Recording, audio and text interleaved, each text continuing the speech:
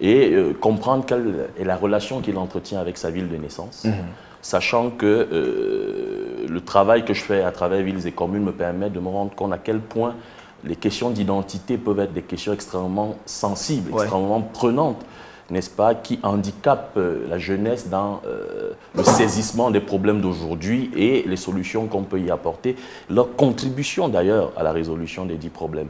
Donc il se trouve que je me suis mis dans sa tête, j'espère avoir réussi le pari de rendre compte, n'est-ce pas, de tout le cheminement qu'il a eu à faire durant toute cette nuit, durant laquelle il parcourt la ville de Yaoundé. Mais c'est vraiment l'histoire de ce jeune qui se pose des questions essentielles sur la vie. C'est quoi la mort, c'est quoi la vie, c'est quoi l'amour, c'est quoi le travail, c'est quoi l'amitié. Et c'est le pari que j'ai tenté de réussir avec l'édition. Alors, vous débutez votre histoire, enfin l'histoire que vous racontez, vous la débutez, il est 20 h. Vous plantez le décor, nous sommes en 2004, dans la ville effectivement de Yaoundé. Un soir très spécial, vous l'avez dit, pour cet auteur. Moi, j'ai eu une question à poser, celle de savoir que représente 7 h, 20 h. Peut-être pour vous et peut-être aussi pour le héros que vous racontez. Pourquoi avoir choisi spécialement 20 h?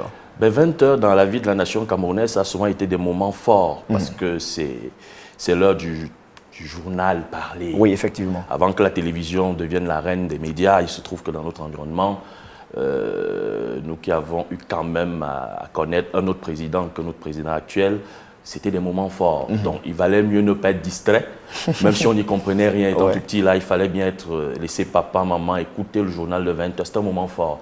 Donc j'ai voulu un peu à travers ce rappel qui plante le décor de l'ouvrage, n'est-ce pas, rappeler que c'est un moment d'histoire pour nous. Ça peut passer à la postérité comme ça, comme rien du tout, mais j'ai voulu me rappeler ce souvenir et le partager avec le personnage, le partager avec les lecteurs. Voilà.